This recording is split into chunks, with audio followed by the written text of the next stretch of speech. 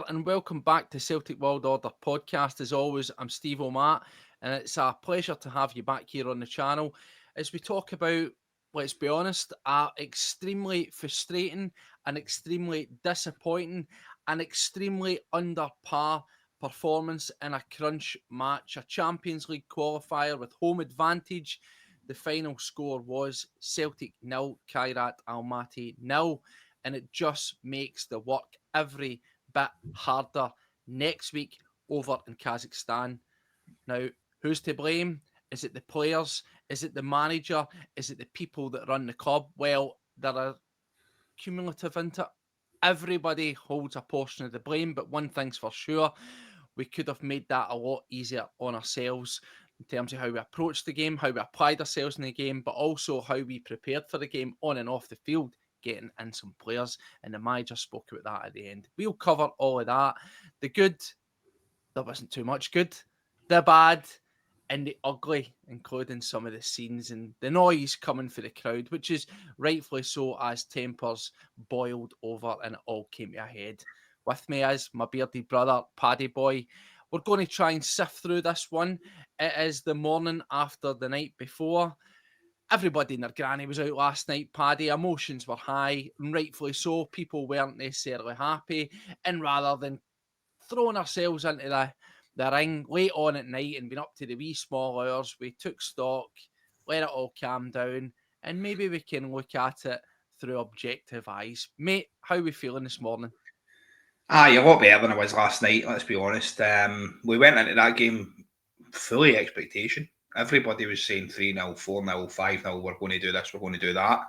And I don't know whether it was us underestimating what Kairat were going to do, but that wasn't the performance that we expected, especially not at Celtic Park. We've played against Kazakh opposition before, as we said. Shakhtar Karagandhi, that was, 12 years ago?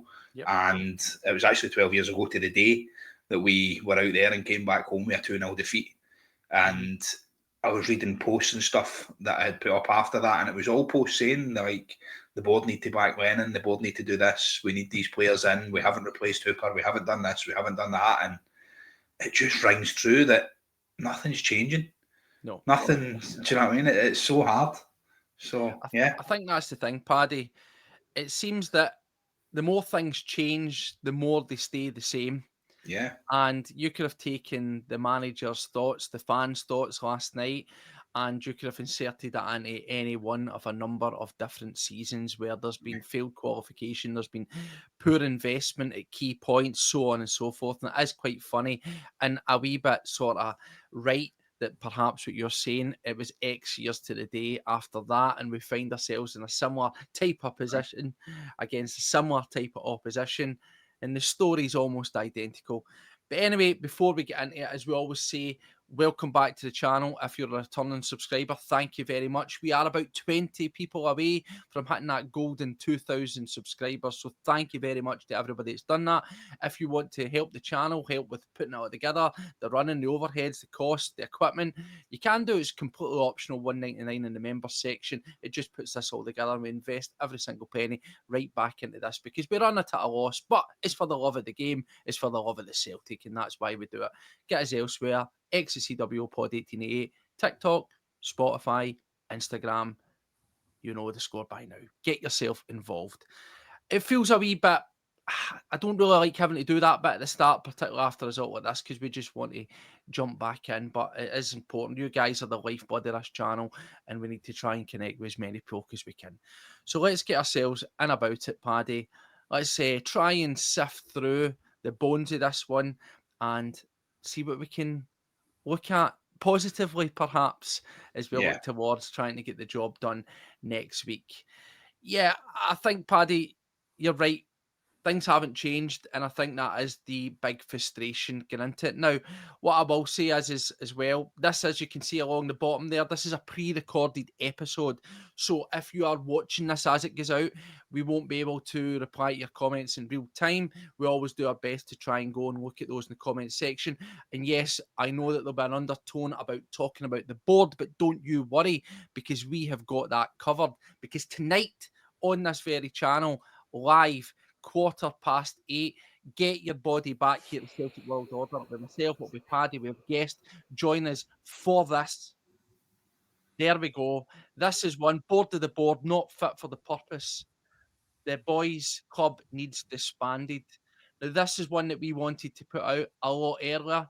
Things got delayed. We just had to wait, trying to secure the guest that we want to have on to come on and talk about things. So we're working at other people's schedules.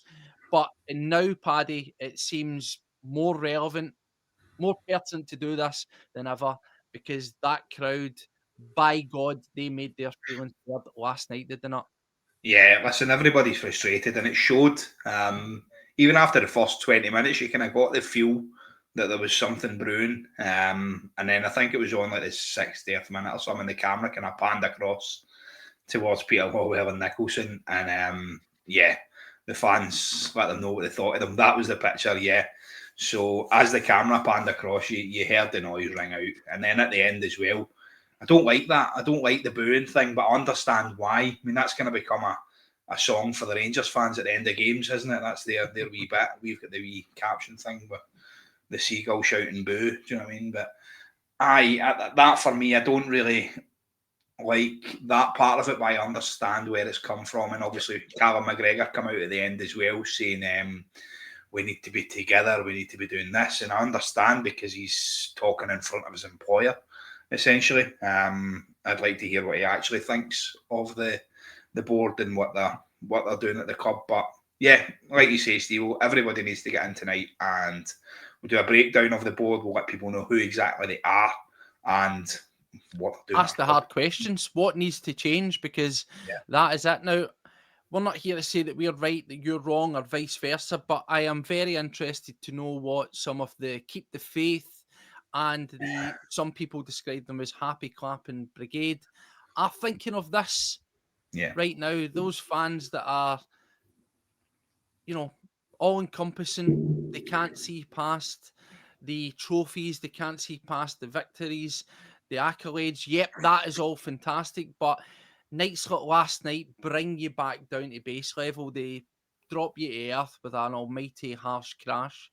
And there's no doubt about it. Let's not divert away completely, because regardless of the shortcomings, regardless of what we've said time over, that we invest or should invest at the front end to give ourselves the best possible chance to get through these qualifiers, whether it's, Kairat Almaty, or whether it was some of the potentially harder teams that we could have played, like Bal, for example.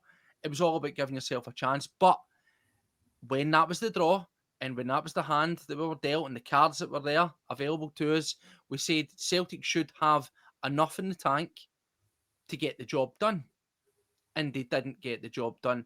Yep, it's half-time, so to speak, in this fixture. There's all to play for. Now, we know from history that we don't travel well to Kazakhstan. That should not be an excuse. It's absolutely not an excuse. I won't accept it as an excuse. This team need to step up. If ever they're going to earn their crust, if ever they're going to earn their wages, if the manager's going to earn his crust and his wage, it will be next week. But this is very much in the balance. And I've got to be honest, folk will say, be negative, and people will come out and remember what I said last night. I sat here and I will repeat, and I'm happy to repeat it. It will be an embarrassment if Celtic cannot beat Kairat Almaty over two legs. And I said the word comfortably. I actually sat here last night and I think I was saying 3 or 4-0. I think a lot of people were thinking 4-0, 5-0, 4-1. Confidence was high. Yeah. And I've no shame in saying that. I'll suck that one up. We laughed the other night when Rangers got put to the sword by Club Brugge. It's our turn to be laughed at, whether you like it or not. Suck it up, strap yourself in, because Celtic deserve every single bit of criticism that comes their way. And other fans who, I know that it's like not being able to drive and telling your pal that his car's crap, but it's the situation we find ourselves in. But Paddy, are we right to be as frustrated as this? And were we as right to be as optimistic going into that match? We probably weren't right to be optimistic going in, Steve, because let's face it, we've been highlighting the issues over and over again for the last 2 months. Basically, when we were on here before the transfer window opened, you says to me, when will we make our first big signing? And I said, when does the window shut? And he says, 1st of September. I says, probably the 1st of September, mate. And we laughed at it. And yes, we've brought players in, but we still haven't brought in the positions that we need. And that's what was lacking last night. Now we need a new right back. Do you know what I mean? Just to add to it as well, because Alistair Johnson looks like he's going to be out for a fair bit. It's just crazy. You've got to have the depth. You've got to have the quality. Now, I know we spoke about as well, obviously, travelling out to Almaty. What were they saying last night? It's like a 6,000 mile round trip. It's pretty much on the border of China. It's ridiculous. And yes, like we said, the players are going to be on a comfortable plane. They're not going to be flying on an easy jet. There are other providers out there, but yeah, they're not going to be flying uncomfortable with their legs tucked up to their chest, are they? So the flight-wise shouldn't really be an issue. Time difference-wise out there, it's not massively different. So things like that shouldn't really come into it. Callum McGregor seemed positive last night, a little. Oh, he had to. Of course he did. He has to come out and be the face of Celtic, and he's saying, listen, it's up to us now. We've got to go out there and we've got to get the result. So yeah, listen, going forward, the board need to have a strong, hard look at what happened last night and take it in the chin, like you said. Yeah. Well, you talk about that return leg, and it is a potential banana skin. I'm not going to sit here and rewrite history, rewrite my thoughts. I stick by my guns. I think that you could probably fail last night, not necessarily the team. I'm talking about the whole qualifying process. You could fail under negligence. You could fail underestimated the threat. Yeah. And we put out a couple of posts during the game, including one that says more threatened than threatening. Yeah. And that pretty much summed up at least that first half, Paddy. We talk about that second leg going over there. As you mentioned, it's right on the border, close to China. It's a far-flung part of the world. There's a lot of travelling. It is an early kick-off, but we've made the provisions for that. It's not an excuse. I think the only thing that will slightly change, we talked about the temperature. I'm not buying into this. I'm not having any, but I'll just mention it for balance, is the temperature will be about what we've experienced. It'll be about 23, 24. Yeah, we've had here. That's fine. The only difference is altitude, and that in itself can be problematic, but it's not an excuse. There is no excuses now. We need to get the job done. But let's try, before we get down this sort of tangenty, windy road of getting into the ifs, buts, and trying to pick away at various different things, coulda, woulda, shoulda. Let's jump into the action and let's have a look straight off at what we started with. So as you can see, fairly standard fare there. We really did sit and ask questions about how we're going to line up. I think most folk, Paddy, probably would have went and plucked for this. I must admit, I honestly thought he would have put Trusty in from the start. I said I wanted to see Maeda through the middle with Nygren and Forrest on the wings and bringing in Engels. But at the same time, I can maybe understand that when you look at that bench, it isn't fantastic. Simpson Pusey was there. He was never probably going to get a look in. But then you look Yang, McCowan, Shin, Osmond, Kenny. It's thin. Engels is there as well, Bernardo. So you can maybe forgive the manager by putting this on because he's thinking these guys, albeit they're not the type of players that are absolute world beaters on my bench, it gives me an option. It gives me something to put in there, and he's maybe holding something back if needed. Turns out that was never going to make a difference anyway. But that's what we started with, Paddy. Were you surprised with any of the starting lineup there whatsoever? No, that's the starting lineup. I said we were watching a couple of podcasts back when we spoke about it. That's the team that I had said. I said I thought that Trusty should have started. I agree with you there, Steve. But he always seems to go with skills in these kind of bigger games. I think it's because he likes to push forward a little bit. But again, last night you've seen the defensive frailties. You've seen where we were getting caught out. You've seen the difference in there. And it's not like me, and I'll come out and say this as well, like during the first half watching it, I thought it was crying out for somebody like Engels. I thought Nygren didn't look on it for me. He just didn't look as if he had the ambition or the passion to go do a bit. I thought it was crying out for somebody with that wee creative touch, somebody that was going to speed the game up a little bit. And I thought Engels would have been that man. So for me, the first change I would have made going into the second half, I know what we got, but the first change I would have made would have been Engels to come on. And I thought when he did it, he didn't really live up to my expectation again. So I don't think anybody, Paddy, if we're being completely brutally honest here, I don't think anybody in my eyes get pass marks. I saw some people saying that they thought that Hatate showed a level of fight where, not without his faults, he was classic Hatate at the best of times where he lost the ball more often than not. But again, and folk will slag you off and say, "Oh, is that what we've came to praise and effort?" Well, there's nothing else to praise. That's all we've got. It's the sad reality of what we've got. But on those people that commented about Hatate, I do agree that he was at least available for the ball.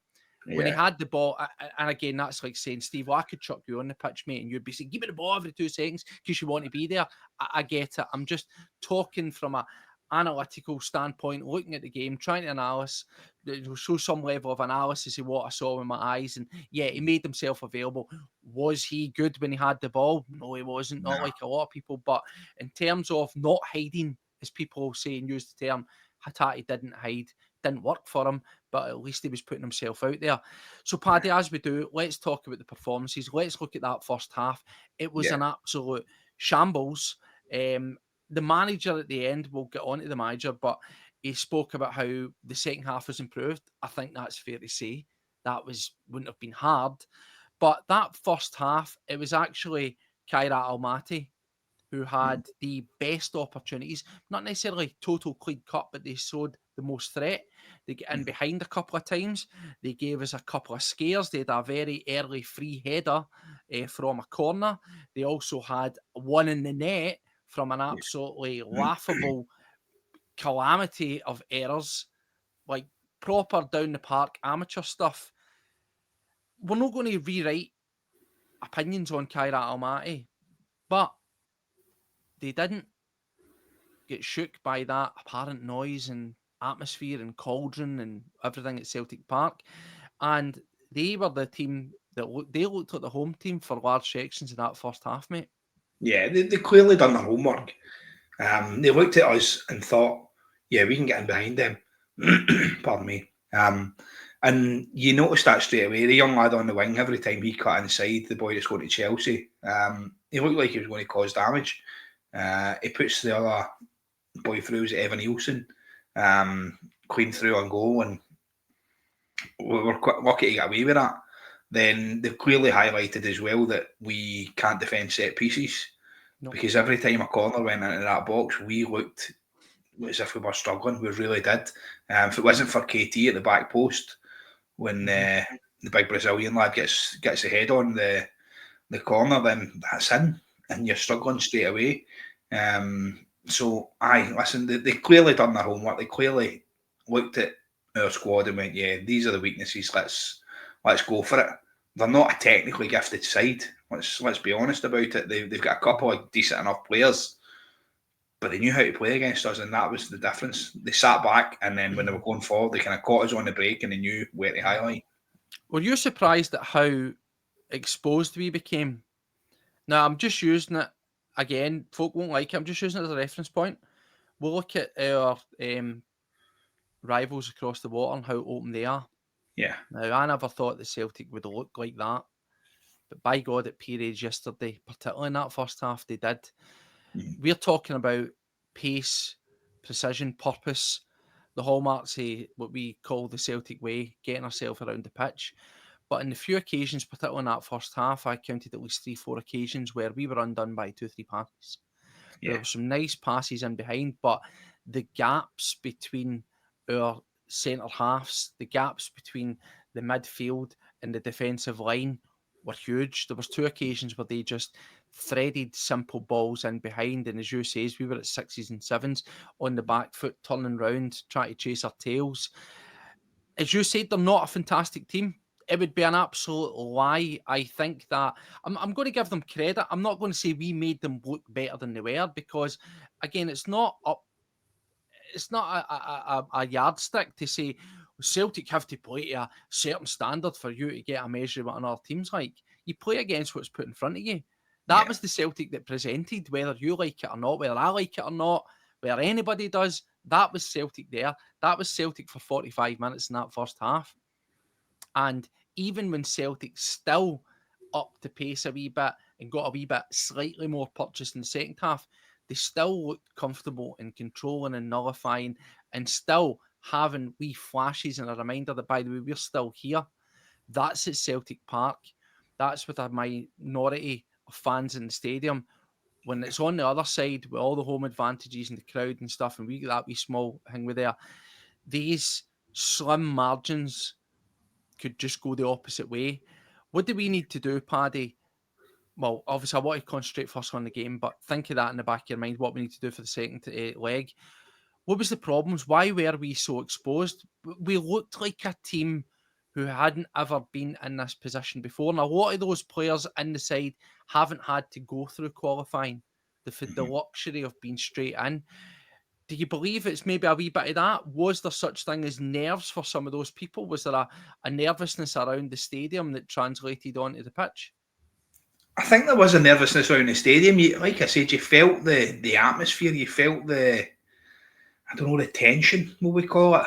Obviously, I wasn't at the game. I'd like to hear from people who were actually at the game to hear what it felt like in there. But watching the game on the telly, obviously as I do, full blast, just trying to get there, try to feel the atmosphere and stuff. But it seemed, I don't know, there wasn't that Celtic bite about it. There was a wee bit at the start, like you said, Steve will bring the noise, everybody screams over the anthem and stuff, and I love that. It's absolutely fantastic. But after that, it seemed to die down a little bit. Probably because we were on the back foot, probably because Kazakh Almaty came at us. But I just feel like there was a lot of players in there that, like, was underestimation, just weren't really up for it. I think there was just players that thought they would just turn up tonight and that would be it. It would just be a training exercise. Like you said, Steve, the coefficient of this mob are similar to St Johnstone and things like that. But listen, we get beat off St Johnstone sometimes as well. We beat off St Mirren sometimes as well. We don't always go forward. But in the Champions League, the stakes here are so high that you expect more. And I think that was where the frustration came from last night, was because the fans expected a performance that we never got. Well, Paddy, you said about the coefficient, and again, it's neither here nor there. It's numbers on a bit of paper. Yeah. But they are the lowest ranked side that any Scottish team has faced in qualifying for whatever tournament they are in. Wow. They are the lowest ranked. They are lower ranked than teams that Hearts were playing, that Hibs have been playing, that Rangers have been playing. They are the bottom of the pile. And that's the reality where we find it now. Again, as we say, as we talk about facts and figures, we look at games, we talk about stats and that, and we say it doesn't give you the full picture of what someone is, how a game went, what the quality there is. And there's no doubt, I'm not going to say they're superstars, absolutely not. I'm not going to say they were a brilliant team. I thought they were a very average team.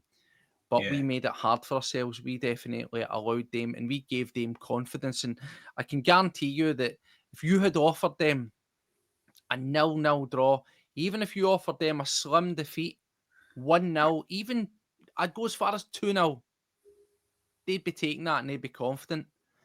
Now, that's the thing. We've got to swallow that and we've got to pick ourselves back up and get in the mindset to go and tackle this, because unfortunately, there's a lot of negativity. There'll be a lot of negativity on platforms like ourselves, on general social media, in your friend circles, certainly out in the stadium, in the concourse, walking out, so on and so forth.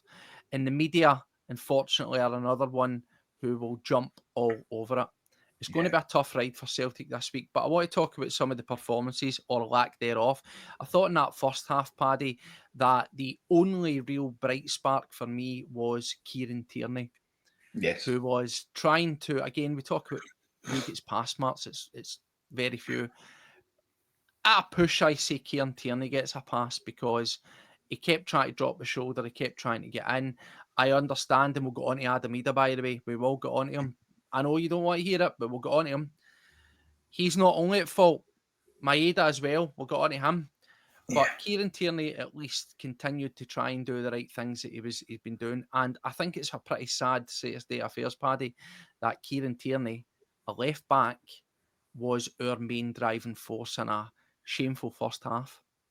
Yeah, he was your main goal threat, basically. He was the guy that was pushing, and I get that. Hatate looked okay again, but was giving the ball away every time he got it.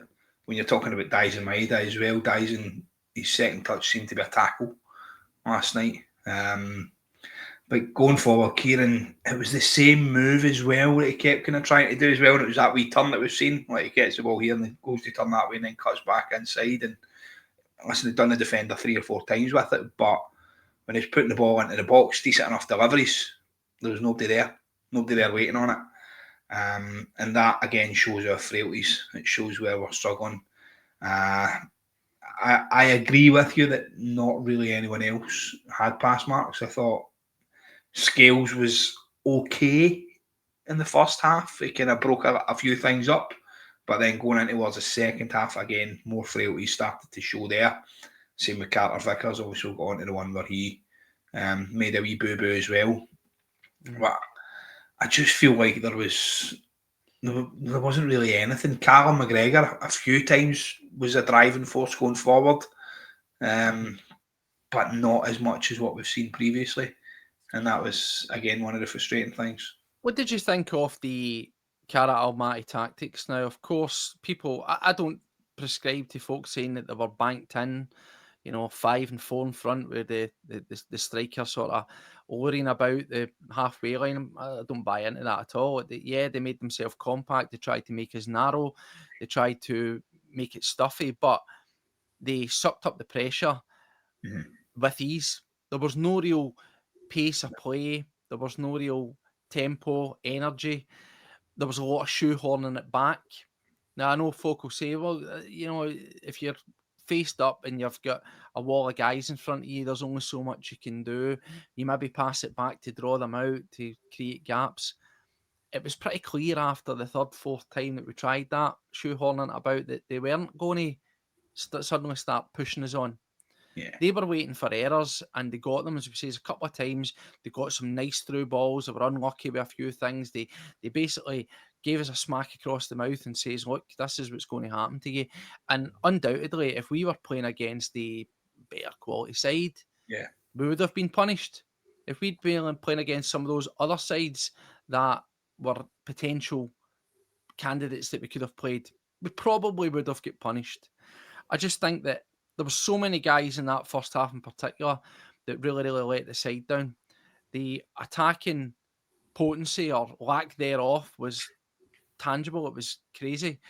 James Forrest, we've come on here and praised about his energy and his drive and his determination. Even he was cutting a very rudimentary, basic, one-dimensional figure. Any of the dynamic runs, the pushing, the try to dip the shoulder, get down the byline, we join ups with Alistair Johnson. It was all lost, and that's the biggest thing that I took away from it. I've never seen so many slack, simple passes. See those small ones where you poke in for the overlap, for the fullback to come round? They were going straight out the park. I mean, where have we seen that? There was one of the other ones as well, and it was Hatate, I think. He tried to chip the ball through for Daizen, and they just totally not been on the same wavelength. He's chipped the ball through, and Daizen's kind of just went and looked as if, like, oh, was I supposed to go for that? And the ball, just like you say, Steve, trundles out the park. There was that. You've seen it so many times, wee passes with just that wee bit too much on it. You spoke there about Kairat Almaty's formation and how they set up and stuff, basically. I felt like they set up the same way that most teams in the league do. They set up to defend and try and catch us on the break a little bit. So Celtic should be used to playing against that. That, for me, wasn't played as a European tie last night. It wasn't played as what you would expect most European teams to come and actually have a go at you. Now, they're not going to come to Celtic Park. Most teams don't come to Celtic Park and have a go at you, but unless it's one of the bigger teams. They come in and they sat back and they done what a Dundee would do. They frustrated. They sat there and they took all the heat. They took the lack of heat that Celtic were putting on them, and they they got the ball when they were putting out to the young boy. Was it Sakpayev? I want to say his name was the boy that signed for Chelsea. Yeah. He We'll miss looked the second leg, I believe. yeah, because he jumped in front of a ball. I know every guy looked gutted. I did actually feel quite sorry for him, but not so much. I don't. Not so much. So when he got the ball, he looked dangerous. He looked as if he wanted to do something with it, and he was clearly their out ball. Them and the boy Janino as well. Like they were the two boys that they seemed to rely on. But I just feel like they soaked up whatever pressure Celtic were trying to put on them. Every time Jamesy Forrest got the ball, there was a player on him, and he doesn't like that. Every time the ball was coming into, there was somebody again up his hoop. They were just there. They were kind of man marking essentially, and you weren't getting that minute on the ball that you would normally get. So I just think they set up to frustrate, and they didn't just frustrate the players; they frustrated the fans, and then that obviously all kind of led to the performance that we got. Yeah, no, it was very poor. Talking about some players that have been getting a bit of flack, that have been getting singled out. I won't go for the obvious. I'll go for the opposite. Daizen Maeda. Yeah. For me, Daizen Maeda is as poor as I've ever saw him for Celtic in a long, long time. Now, we addressed the would-be rumours, and Wade mentioned the fact that, again, whether accurate or not, there's been sufficient enough rumour that he will be sold after this qualifier, regardless of what that result is. Now, some people will say nonsense. I think from history, when we look at what we've learned from the way Celtic do their business, you can't take anything for granted. You can't call anything a sure thing or nonsense. You need to wait and see. And if I were, even if the rumours weren't there, that he might be getting sold. If I'd watched that performance at any other point, I would say that's a guy who's lost interest. That's a guy who's checked out, whose mind's elsewhere. And I hate to say that, but I'm just, and as slightly reactionary, I get that, but I am just talking about what I saw. He looked so disinterested, it was unbelievable. And I think it was summed up by the late on chance, where we've seen a few of these now, where he's through on goal and he fluffs his lines, and you see his face after it, and there's a half level of concern in it, but a look of not surprised. Now, that could be multiple factors. That could be not being playing in the position he favours, rusty, slack, whatever, but that only takes you so far. Mm-hmm. To me, that looked like a guy who had came to terms with the fact that he may not be at Celtic. That's just my reading it. Shoot me down. Body language expert Steve-O and all that. I'm sure I'll get hit with all that. But it seems to be a very general, across the board opinion when Maeda's came up after last night, that if you didn't have any doubts, or if you didn't think that he might leave, last night maybe planted those doubts in your mind. I don't know. I'm on the other foot with that. I think that if he's upset and he's want to get the move, is it him that wants the move, or does he want to stay at Celtic? I get the feeling that you'd be kind of upset if you wanted to stay at Celtic and there was all these rumours kicking about. If he wants to be at Celtic, then he needs to commit to Celtic and needs to show that drive. I feel like he wasn't getting the service as much as what he normally would, and again, he was being marked by two men every single time he got the ball. I feel like his touch let him down a little bit last night. It was very similar to a few seasons ago when we were talking about it. I always revert back to the game against Hibs where the Daizen crosses back, mate. Aye, we've seen it a few times straight out the park. The wee guys in the first couple of rows down there get hit with a ball a couple of times, but I always revert back to the game against Hibs where he was in and out of the game. His touch was terrible. He kept passing the ball out the park and things like that. He was overrunning it. And then he scored a worldie. And I was kind of expecting that a wee bit last night. I was like, yeah, he's had a couple of frustrating touches. It'll come. He'll get the ball in behind at some point. And he did. He got the ball in behind and he was driving forward and the keeper's come out and made a decent enough save. But again, his touch let him down there. That was a great link-up play, and it was one of the things we were calling for. I don't know who it was in the commentary had said they just need to speed the ball up. They need to get the ball a bit faster. This team will fold, and then straight away it was it Nigrin to Tierney back at Nigrin, and the ball straight in, and Daizen's in behind, and he's took a touch that just basically gives the keeper that wee edge, that wee chance. And listen, their keeper was all right. He was decent. He was commanding until he got injured. I thought he done well. I was quite happy to see him go off, actually. But I felt like just the touch wasn't there for him last night. And I think he's still got the desire. You can still see he's got that wee bit. But yeah, a few chances we've seen Steve, and he's kind of fluffed his lines a little bit. I don't know. Is it just, it can't be a lack in confidence, because you just need to look at last season. I know players go through wee dips in form and stuff like that. We said before, is it the thing about playing through the middle and stuff? Again, if you want to play through the middle and you're seeing Daizen Maeda getting played in front of you, that's going to piss anybody off. Daizen did get his chance through the middle. Yep. I don't think he did enough to take it, if I'm being perfectly honest. Again, it comes down to what he's getting, the service. He wasn't really getting the service that you would expect a striker at Celtic to get. We didn't create much anywhere else on the park, so it's easy to highlight a striker saying, oh, he didn't do anything, he didn't do this, he didn't do that. He didn't really get the ball much. That's in a good segue then, Paddy, because it is a true point. The creative influences in our midfield and down the wings, including obviously Maeda when he was on the pitch in that role, didn't provide sufficient supply to those that needed to do a job, or didn't forge their own opportunities and chances. They were just completely devoid of anything that looked threatening or potent from an attacking standpoint. But it's an easy segue into Daizen Maeda. Yes. I'll just say it straight up, Paddy. Do I necessarily believe it? Well, I don't, because what else is there at this moment in time? Daizen Maeda, hooked at 45 minutes. Is Daizen Maeda toast? Done. Terminado. Finito.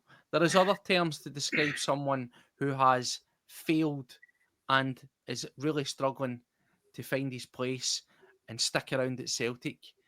Was getting pulled at 45 minutes by the manager after an absolutely shambolic centre-forward performance. Yeah. Now, I know he was starved the service, but think of the bits when he was involved. Still wasn't very good. Now, again, I want to caveat and say, to a man that could pick any single people here, but the manager pulled him at 45 minutes, and he was seen berating him at one point during the game. Yeah, I feel like every time he got the ball, he kind of come short for it, and he was holding it up. Now, when he was holding it up, there was no movement, so there was nobody really running off the ball for him to actually do anything with it. So he ended up just getting dispossessed or passing it away and to the opposition and things like that. I feel like he was definitely someone who was kind of a frustrated figure. You talk about Daizen. Daizen Maeda's going through a terrible patch at Celtic. It really is. I've been on here trying to defend him. I said at the beginning I felt like he would get... score 30 goals, Paddy? I did, mate, yeah. I said if he gets the service at Celtic, he'll get 30 goals. I think Joe's going to be pretty safe. I don't think he'll have to eat his jersey, as he said. I feel like Daizen Maeda getting hooked after 45 minutes, I feel like that was Brendan saying, listen, you've had your opportunity. So it's interesting to see the next game coming up, who we start with. Is it going to be Shin? Is it going to be Daizen? Probably not. We'll probably get Kenny. You know what I mean? We know how this works. But I don't think it'll be Daizen.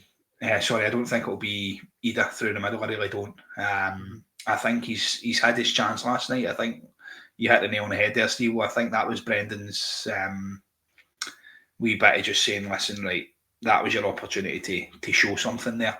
Again, and it comes down to service. He didn't really get the service, and he could argue his point there. But when he did get the ball, he didn't really do much with it, as did half the team, to be fair.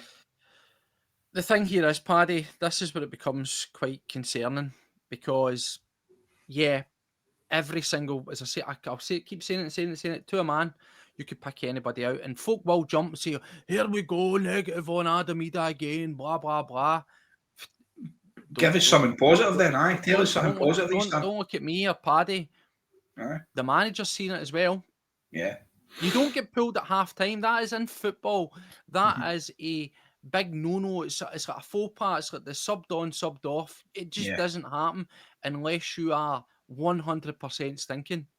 Yeah. And there's no way sugarcoating that. No. We are talking about this, Steve, right? Either getting hooked and bringing on Yang was the best move that Brendan Rodgers done in that game. I thought when Yang came on, it changed. That first 5 minutes in the second half, we had the chance with James A. Forrest when the keeper pulls off the save and touches it onto the post.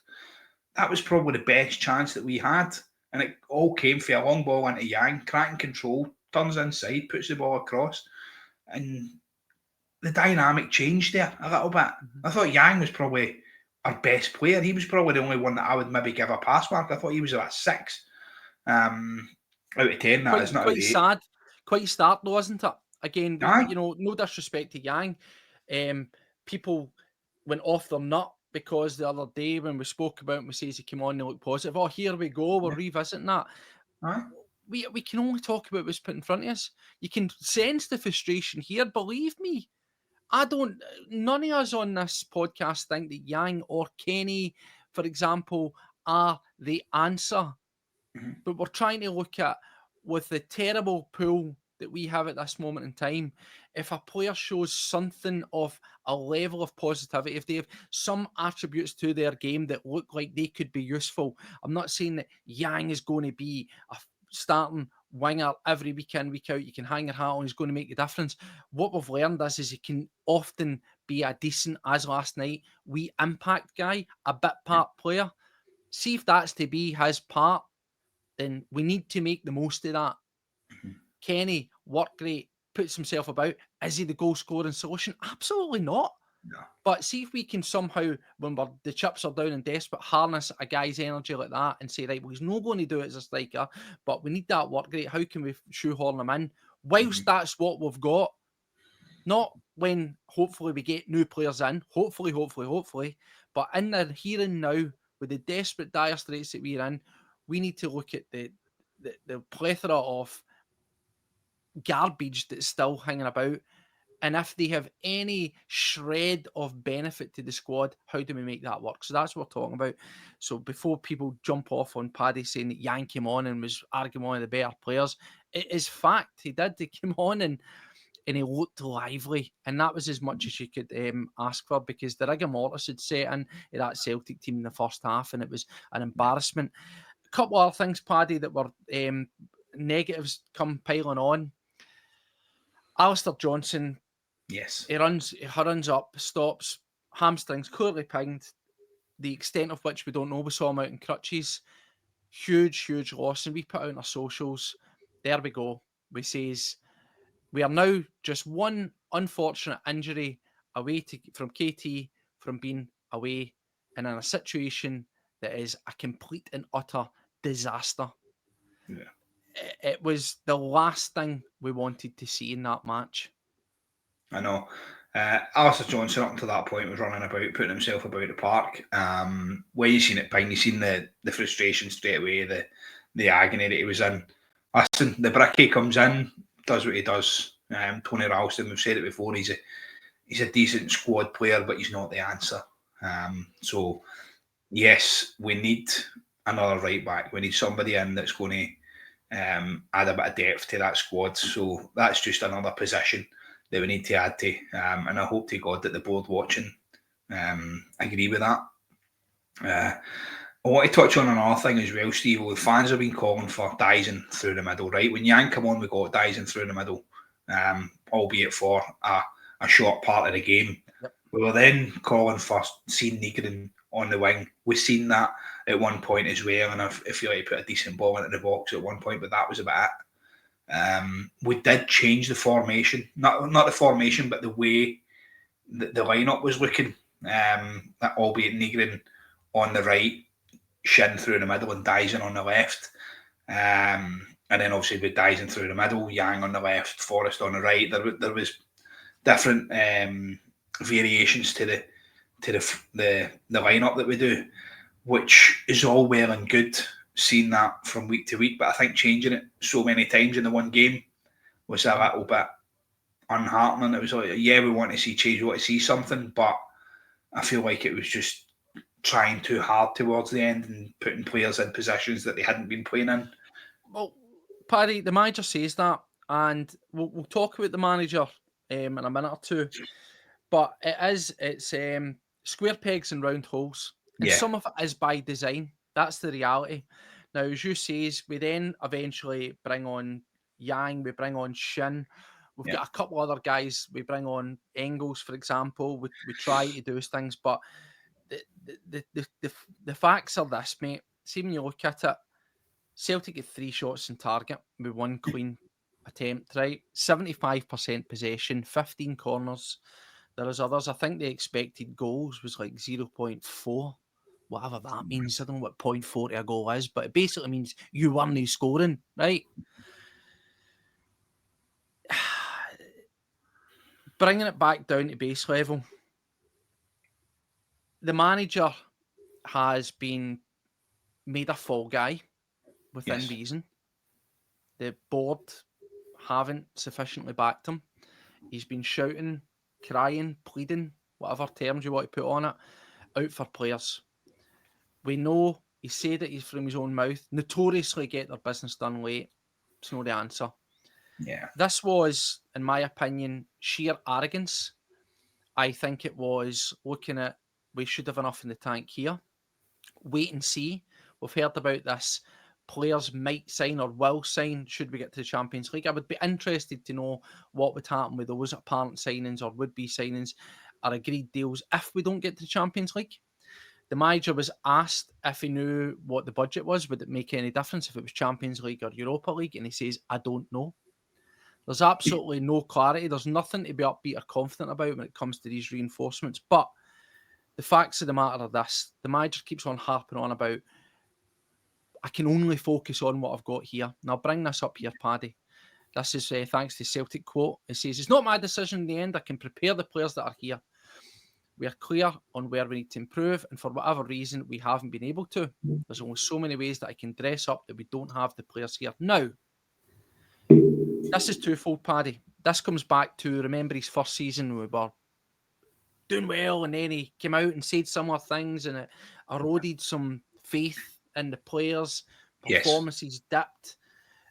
Maybe he was too clean on the nose with those sort of comments, and as you can understand, if you're in situ and you're there and you're thinking he doesn't think I'm good enough, we've said there'll be people like ourselves that were in that position that are invested that would use that as ammunition to up your game. But the modern footballer is quite a rare and strange beast that sometimes are often a wee bit sentimental, they're a wee bit soft emotionally, and they don't react to that. So you can understand that he's saying that, but let's flip it onto the responsibility of him. He prepares the team. He puts out, he makes the best of what he's got there. How much of this can you attribute to not only the players, but the manager? Because at the end of the day, Paddy, he sets out the stall, he picks the team, regardless of what he has or not, he sets it up. They do the tactics, they do the analysis, they prepare for the match and sends out the players to do it. And as we say, Celtic should have had enough in the tank to get the job done, but they come out and look like they've never played football, let alone played football with each other.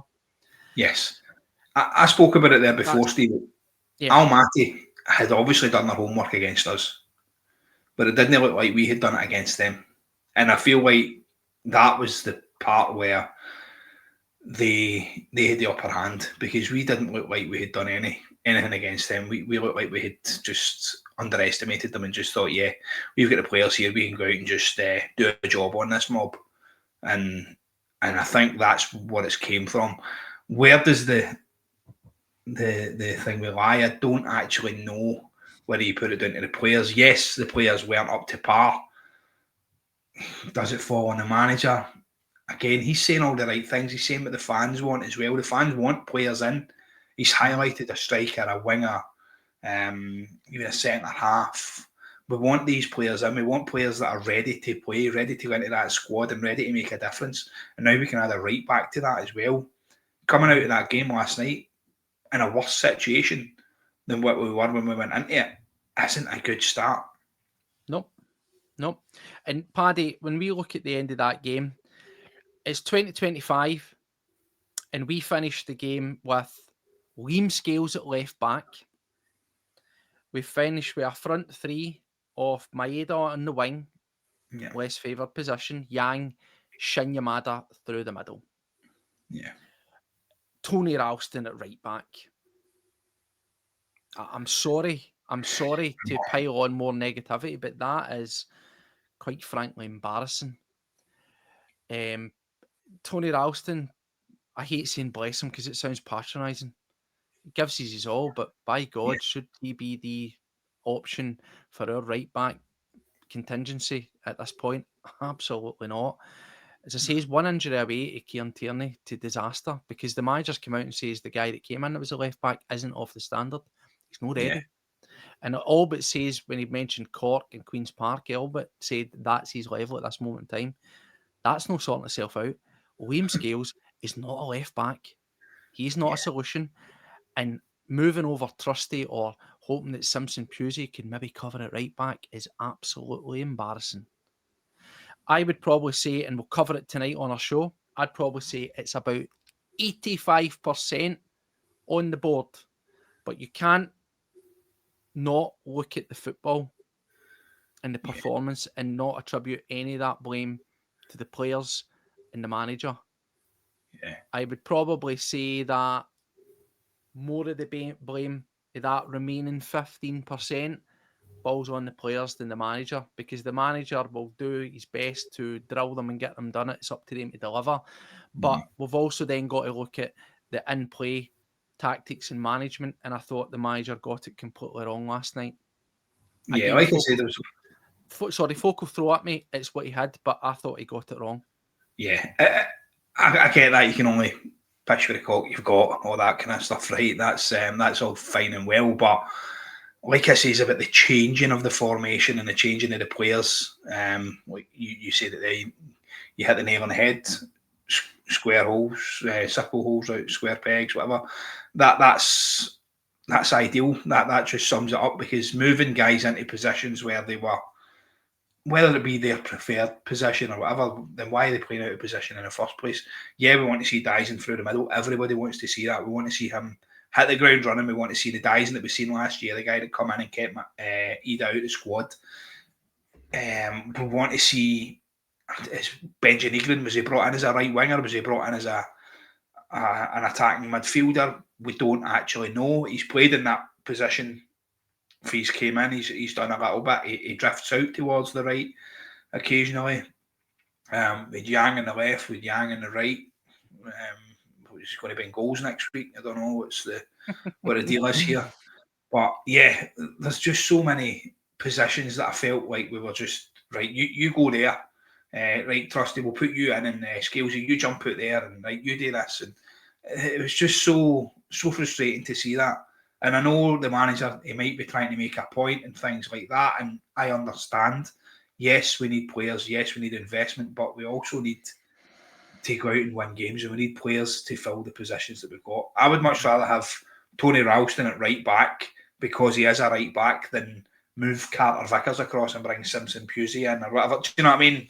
Like, you would much rather have a player that's comfortable playing in that position than have somebody in there just to be a squad player, basically. That's fair crack, Paddy. I agree with that. I do agree with that. You know, there's really not much to talk about. Almaty gave us a scare in that second half. Keeper almost gets chipped. Oh, man. Let's face it, the chances to score were higher. Now, I don't want to jump into it. I'll mention it in passing.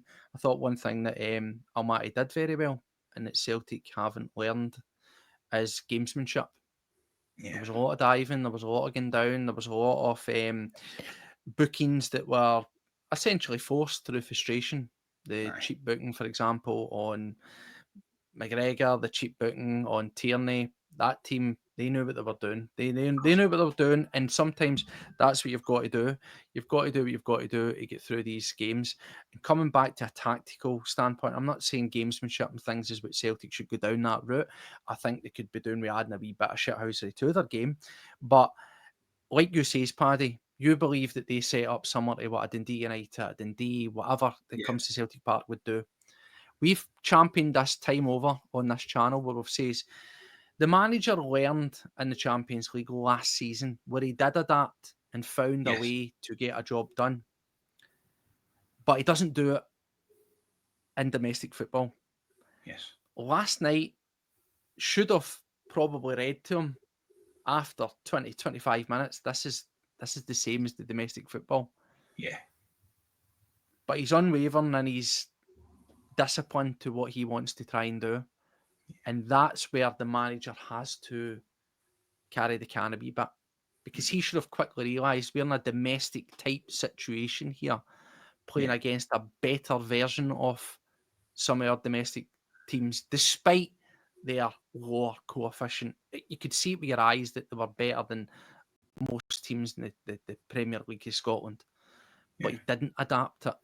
And whether that's down to personnel or whether that's down to just simple planning and tactics, that remains to be seen. But I think that's what's really, really disappointing for me, Paddy. And I think the manager is really going to have to rethink the plan because we can't go over to Kazakhstan and set up and play like that. It's going to do us. If a dafty like me can spot it, Steve, then surely somebody with the managing prowess of Brendan Rodgers can spot what was happening. And I seen it straight away. I was sitting watching the game, and after the first 20 minutes, 25 minutes, I went, this is just like a league game. That was it. I was just sitting going, they're just going to sit in, they're going to try and catch us on the break, they're going to try and frustrate, they're going to try and do whatever you said, gamesmanship. They were diving about, spent more time on the deck than they did on their feet.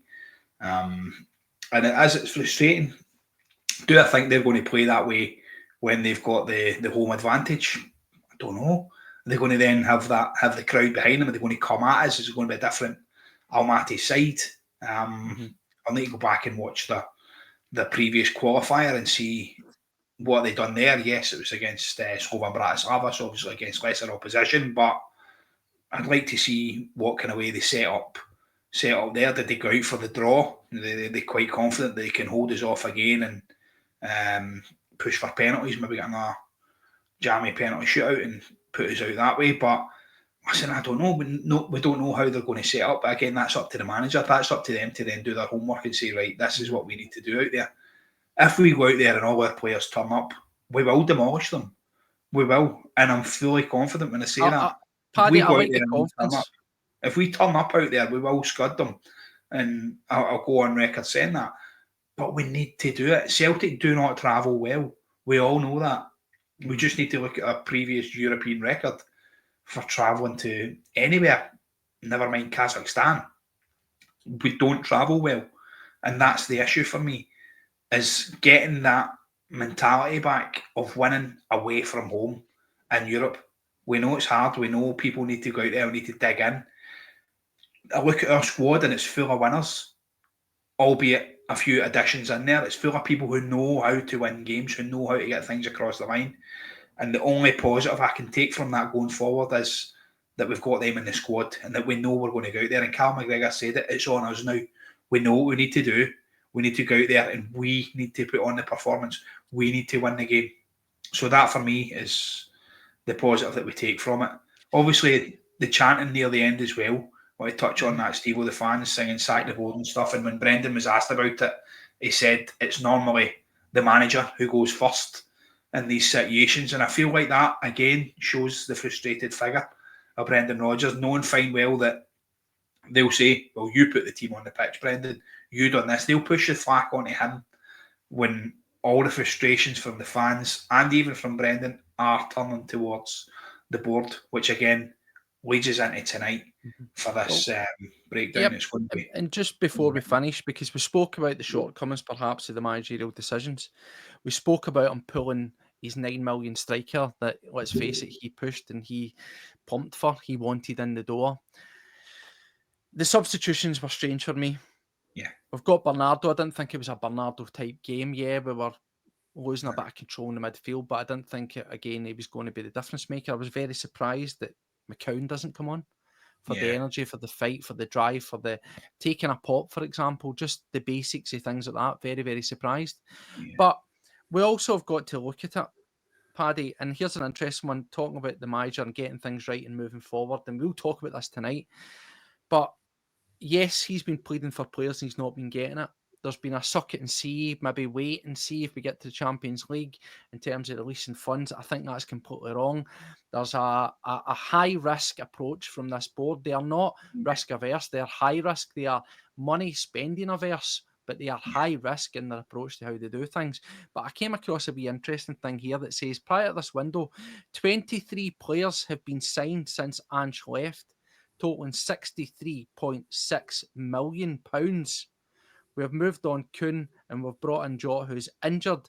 Other than that, only 2 were deemed worthy of a start. Schmeichel and Ida, who was hooked after 45 minutes.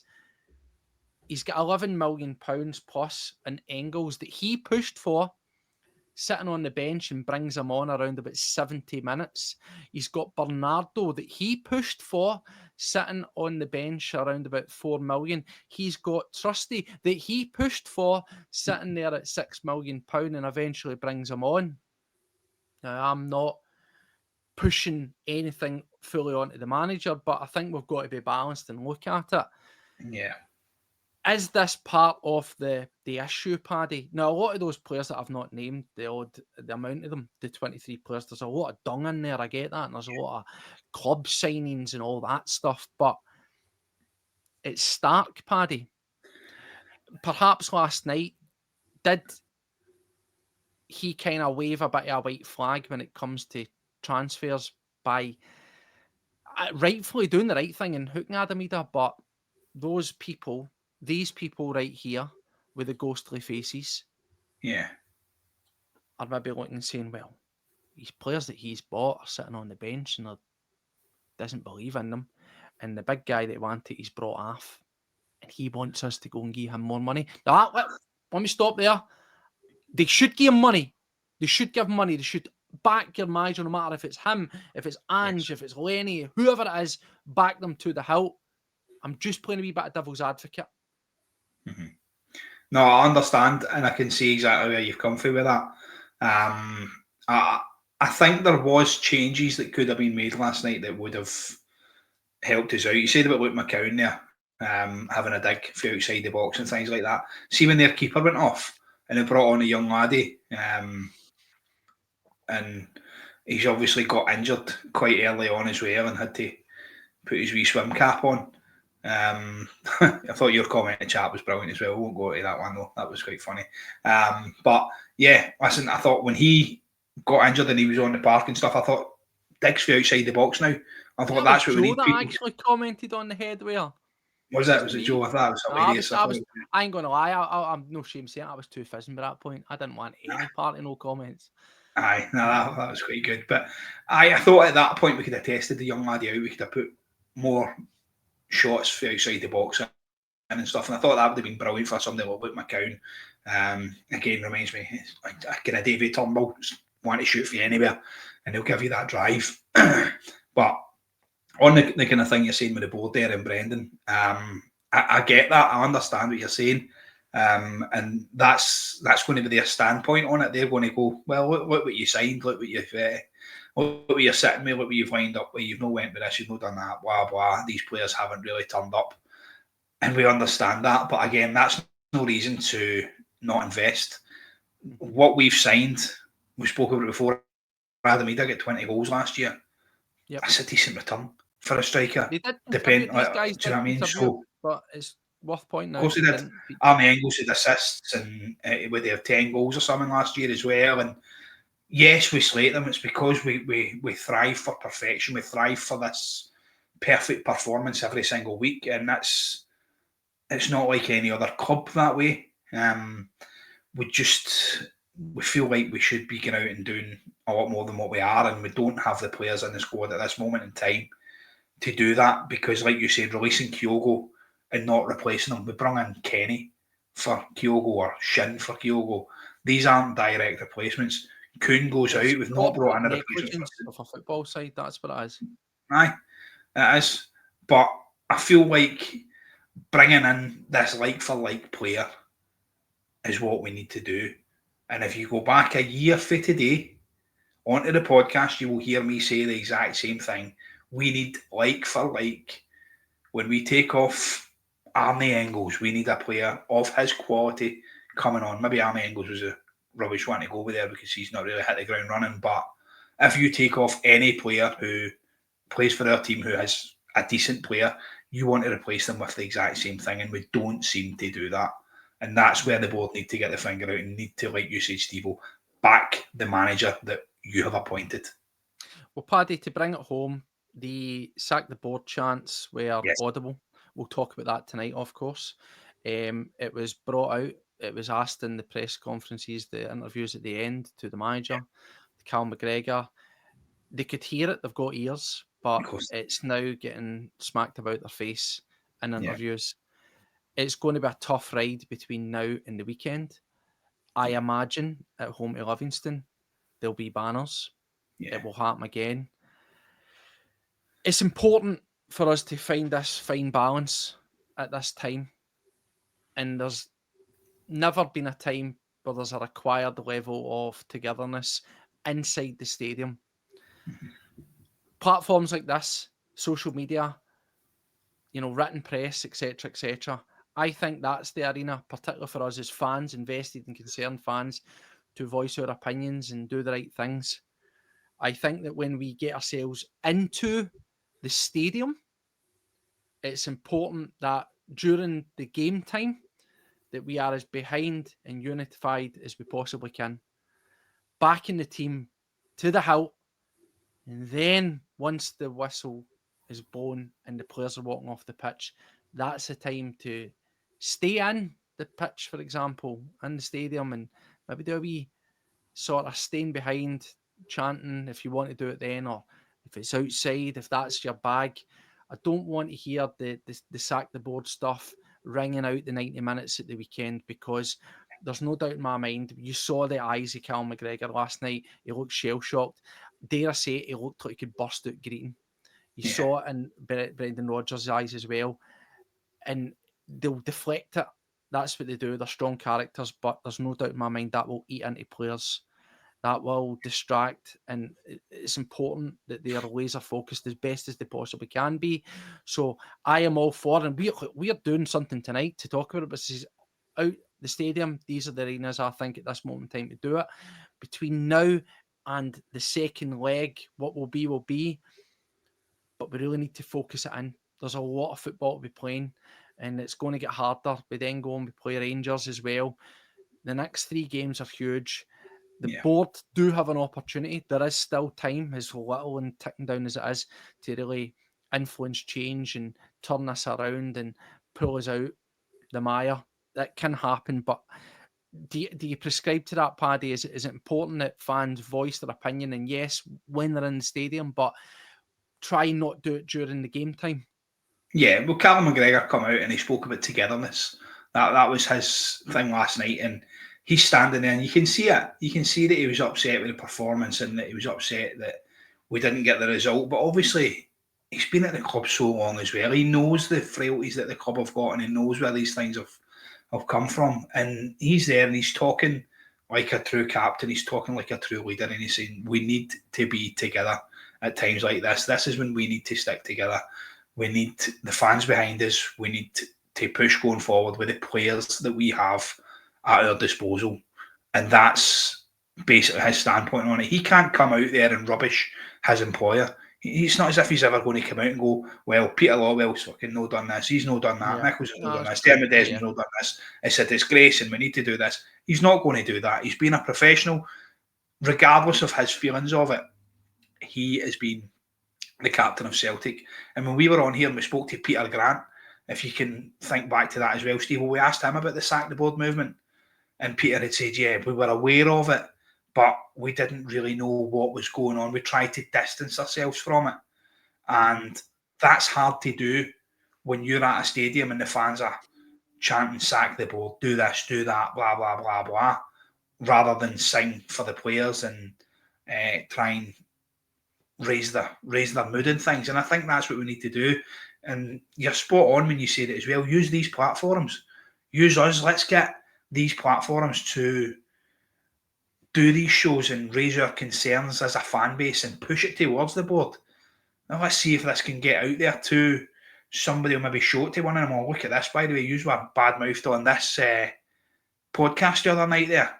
Have a wee look at that. What's your thoughts on that? Is that going to make you and we do know, I'm not saying we're obviously known we're a small platform, but we do know that from some of the larger platforms that are out there that the board, or at least the club, will be aware of certain things, whereby in times they have contacted these people if they've not been particularly happy about the delivery or the opinions put on it. That will never compromise us here. We will always tell it as honestly and bluntly as we possibly can. Well, not possibly, as we can. We don't pull the punches. We have no affiliation with no inroads with Celtic or anything like that. We've literally no skin in the game. We're concerned. We are invested fans that want the best for our club, and we don't have any problems pointing out some of the negatives and some of the shortcomings, and we will do that, Paddy. Yeah, exactly. Exactly. So anyway, as we say, it's a tough one to swallow. I'll just leave it with this, Paddy. You've been confident in it. I'll say my piece first. I thought, and I stuck by it, it will be embarrassing if Celtic can't win this, and we deserve nothing. We deserve nothing. We do not deserve the Champions League if we can't get through this. I will die on that hill, regardless of what we haven't brought in or what we should have brought in. What we have in that side and what we've got in the dugout as a manager, we should be taking care of this team. I expect an improvement, but I'm not going to hold my breath. I would love to sit here, Paddy, and say I think we're going to slaughter them, but I'm basing this around head over heart and history and what it's shown me. And I think this is very much a 50-50 flip of a coin setting leg. I really do. I disagree with you there. I think that going forward, we've had a shock. This has been the one that we went into this, we underestimated them. We went in with the high horse, shall we say. We went in there like, yeah, we've got this. This is going to be shooty in, and I think that we got a bit of a shock. I think travelling out to Kazakhstan with the players that we've got, and we know what they can do. I think it's going to be a different kettle of fish out there. I think we'll go out there and I think we'll do them. I'll call it now. I'll say probably 3-1. That would be my prediction. Paddy, I will take that, and I hope so.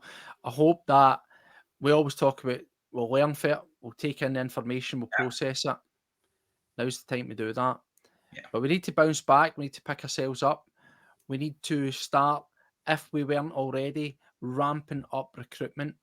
Yes. Regardless of whether that's going to be a Champions League budget, a Europa League budget, or whatever budget, Celtic now find themselves not only needing a left back, they need a right back, they need 2 wingers, they need a striker. That's a big shopping list. I hope that the pockets are deep, and I hope that that message, that discontent, that feeling that the board were subjected to last night might just be a wee turning point. When they look at their manager, when they look at their captain, that might just be a turning point, because this can quickly fall. Now, I don't expect our rivals to go through, but let's imagine a parallel universe where they just manage to do that thing that they've done over the years and somehow scrape through, and Celtic don't. We're still ahead of them in the bank balance accounts and all that stuff, and in terms of being a run club, but it starts to become a wee bit nip and tuck. It's vital that Celtic get this money. It's vital that when we're in the position of strength, where we are in the position that's better to qualify, that we make sure we do that business. We'll be kicking off early. We can set out the stall, because I can guarantee you right now that as much as I still expect that lot to get beat, if Celtic didn't qualify, if you ever need a boost in the arm, that's it there. So Celtic need to take care of their own business, not worry about everybody else, but take care of their business. By God, they need to do it. Well, anyway, Paddy, thank you for taking the time to join us on this. As we said, this is a pre-recorded episode, so if you leave any comments, we'll try and get around to them. It's no ideal, Paddy, but we will be back tonight, and it should be a good one, and it is for this. So, 8:15 on our YouTube. Be myself, Paddy, a guest, will be talking about the board in a bit more detail. We'll be looking at the ins and outs. Who are they? How long have they been there? What is the goods that they've brought? What good things is that they take away? What could be changed? When does it have to change? Why does it have to change? Everything else in between. Bring your strong opinions. Vent here, as we say, use these platforms. This is the opportunity. Bring your pitchfork, your flaming torch, whatever it is you want to bring. Sharks sold separately. We'll see you here tonight at 8:15. Paddy, I wish we were a bit more upbeat on a Thursday morning, but it is what it is. We move on to the next one. So take care of yourself. We'll see you back tonight. And until next time, Paddy. As always, guys, hail, hail. See you all later. Bye-bye.